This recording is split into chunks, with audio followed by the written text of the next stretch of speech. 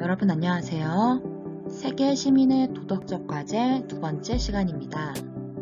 오늘은 세계의 도덕 문제와 그 해결에 대해 다 같이 공부해 보도록 하겠습니다.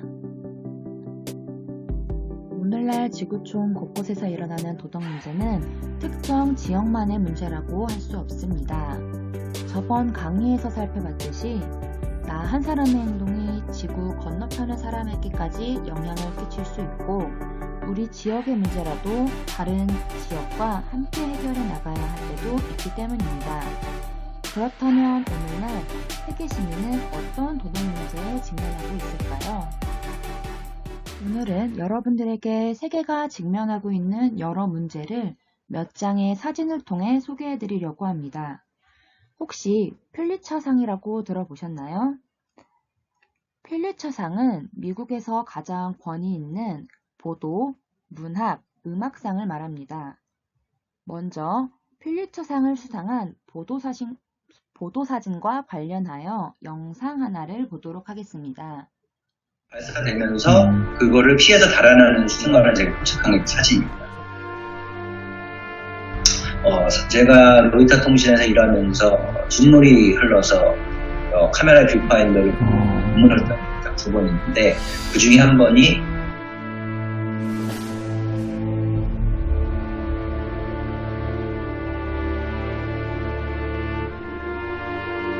반정부군과 그리고 태국 정부군 사이에 교전이 벌어지면서 저와 친했던 그 형이 총에 맞아서 사망을 일어났고요. 북한에 직접 다시 한번 가서 그들의 속살을 보여줄 수 있는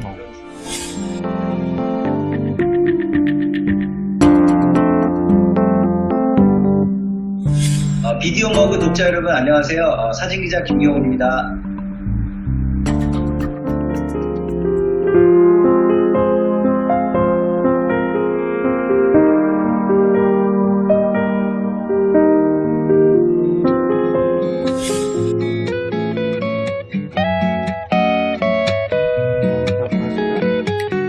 예, 안녕하세요. 비디오머그 이성훈입니다. 퓰리처상 수상을 좀 축하드립니다. 수상 소감도 부탁드릴게요. 저를 포함해서 저희 로이터 통신의 11명의 사진기자가 같이 팀으로 공동 수상으로 이 상을 받게 되었는데요. 저희가 장기간에 걸쳐서 중남미 캐러반 문제를 함께 취재했기 때문에 저희가 일했던 이런 장기간의 프로젝트가 인정받게 됐다는 것, 그 점이 제일 기쁜 것 같습니다. 그 수상을 하신 사진입니다. 이 사진에 대해서 좀 설명을 부탁드릴게요. 그 사진 촬영된 곳은 멕시코와 미국의 국경 도시인 티juana라는 곳인데요. 그날은 수천 명의 캐러반 난민들이 평화 시위를 기획을 했었고요. 그래서 저도 그 평화 시위를 함께 취재 중이었는데 갑자기 한 무리가 국경지대를 위해서 뛰기 시작하면서 사전에 계획도 없이 그 수천 명의 난민들이 다 국경지대를 향해서 뛰어가는 상황이 발생했었고요. 그 체류탄이 발사가 되면서 그거를 피해서 달아나는 순간을 제가 포착한 사진입니다. 여자아이들은 지금 기저귀 차림인데요. 입을 바지를 찾을 수 없어서 바지 대신에 기저귀를 잡았었다고 합니다. 그리고 어머니는 그 티셔츠를 입고 있는데요. 거기에 보면은 디즈니의 만화 캐릭터인 겨울왕국 엘사. 그 옷도 난민 캠프에서 도네이션 받은 옷 중에 하나를 자기가 골라 입고 사진 한 장에 정말 많은 이야기가 담겨 있네요. 사진 한 장이지만은 거기에는 여러 가지 요소가 담겨질 수 있고요. 다양한 생각을 느낄 수 있는 게 보도사진이 줄 수 있는 하나의 매력이자 장점이라고 생각합니다. 또 이 모녀를 또 직접 만나셨다고 들었어요. 어떤 일이 있었나요?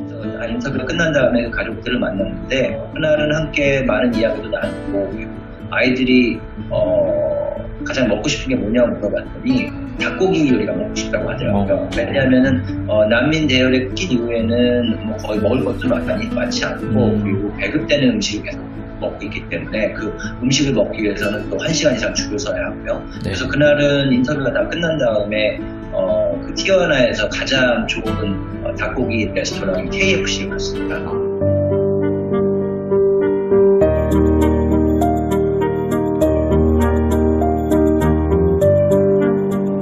그 이후에 다행인 거는 제 사진 때문인지 그 가족이 많은 주목을 받게 되었고요. 그래서 12월 말에 미국의 난민 신청이 받아들여지게 됐습니다.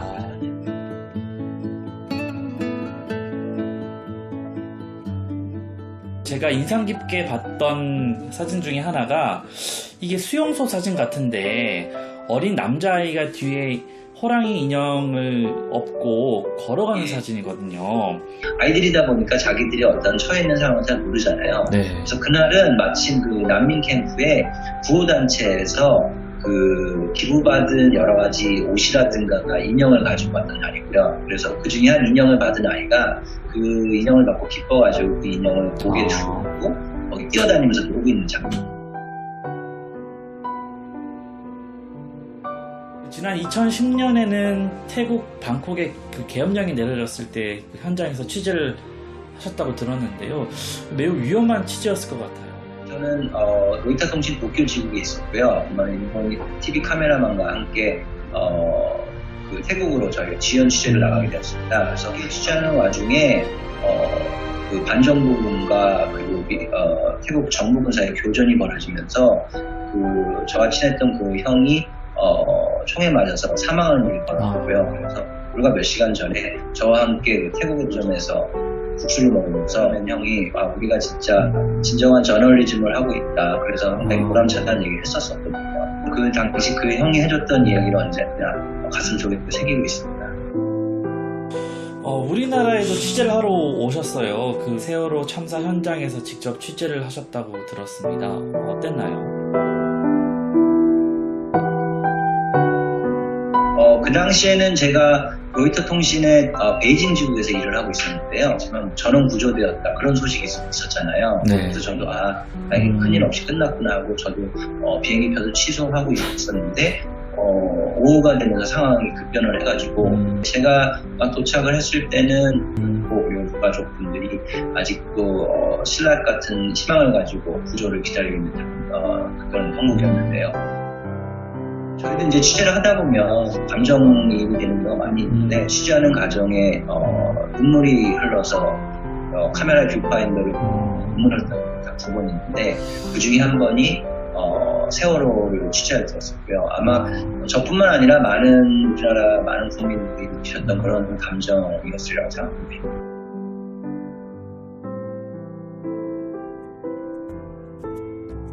보도사진 기자로서 앞으로의 꿈이나 목표가 있다면 한마디 부탁드리겠습니다. 저는 북한 뉴스에 관심이 많이 있는데요. 같은 민족이지만은 저희가 자유롭게 취재할 수 있는 기회가 상당히 드물지 않습니까? 그래서 기회가 닿는다면 북한에 직접 다시 한번 가서 장기간에 거쳐서 그들의 속살을 보여줄 수 있는 그런 취재를 하고 싶은 희망이 있습니다. 네.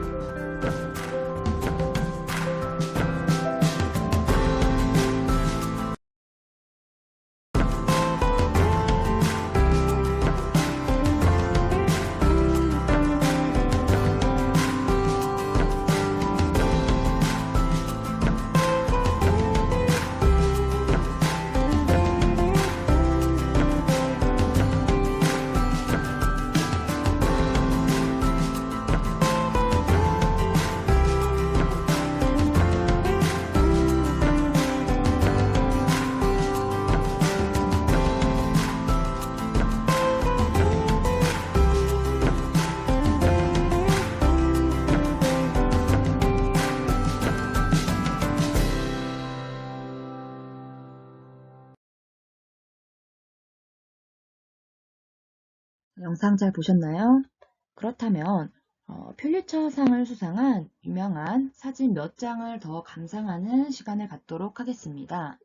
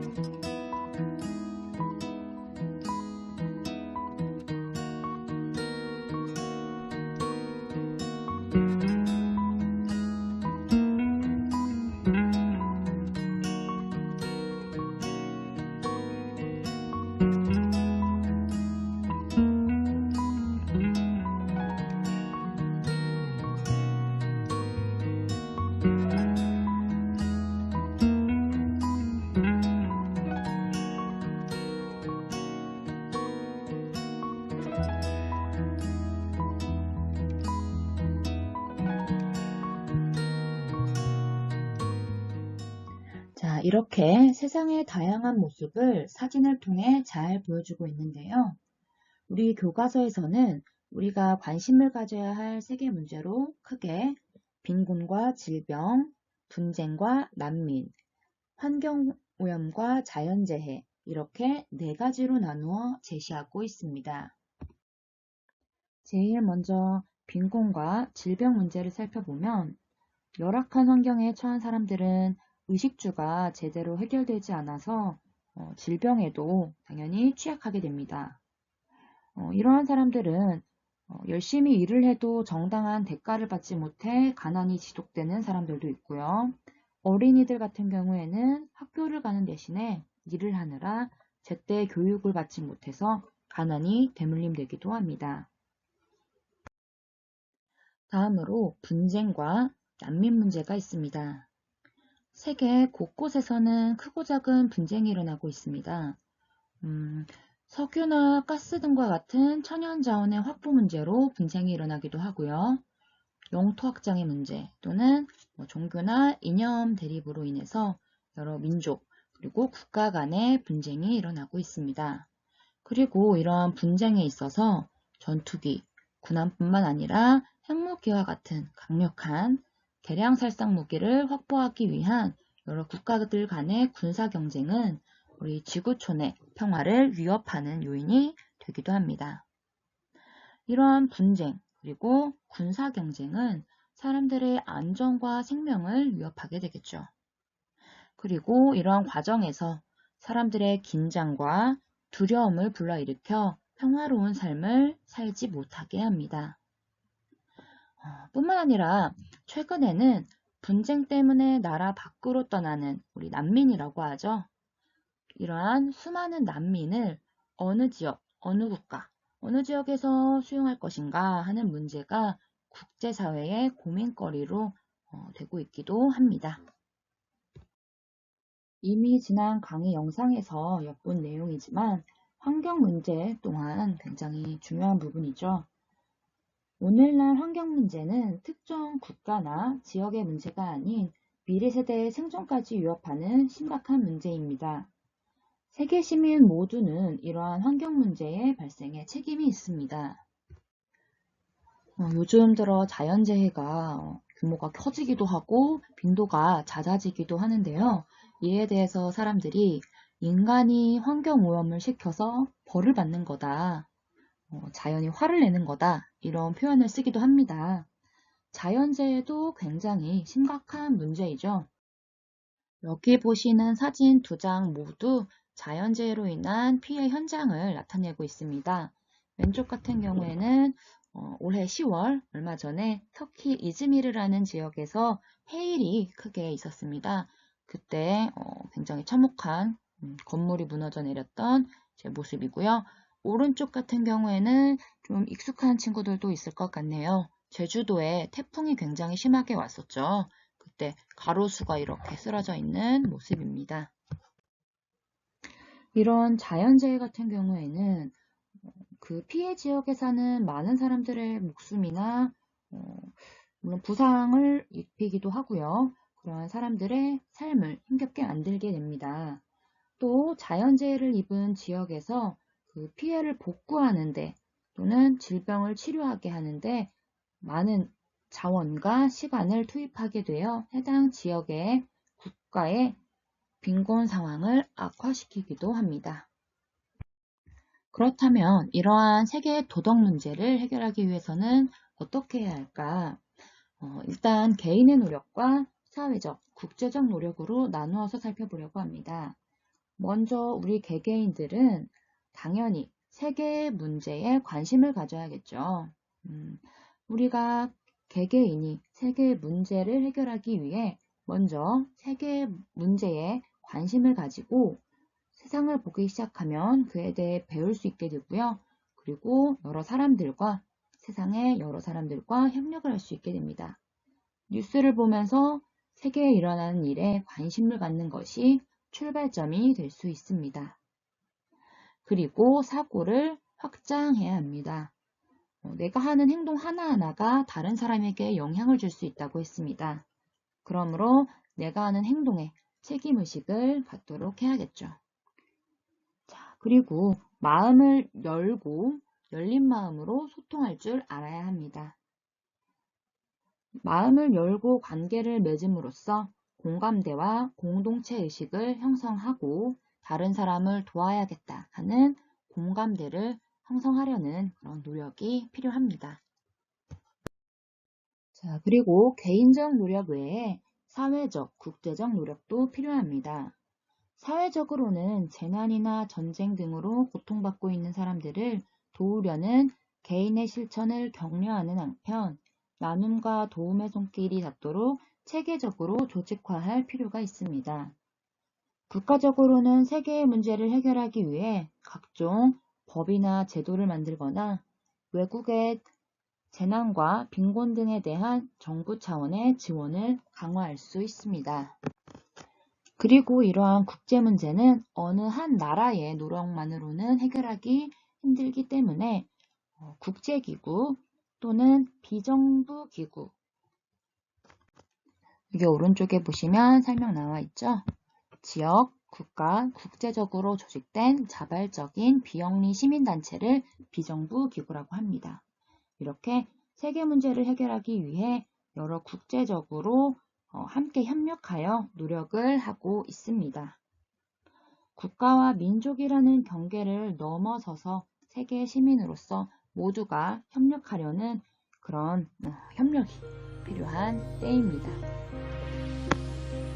자, 마지막으로 오늘의 과제 설명해 드리겠습니다. 자, 여기 보시면 아까 보여드렸던 6장의 퓰리처상을 받은 보도사진이 제시되어 있습니다. 아까 한 장 한 장 설명을 드리진 않았는데요. 사실 퓰리처상이라고 포털 사이트에 검색해 보시면 제일 많이 찾아볼 수 있는 사진들입니다. 여러분들이 해야 할 일은 이 사진들이 과연 어떠한 내용을 담고 있는지 조사해 보는 것입니다.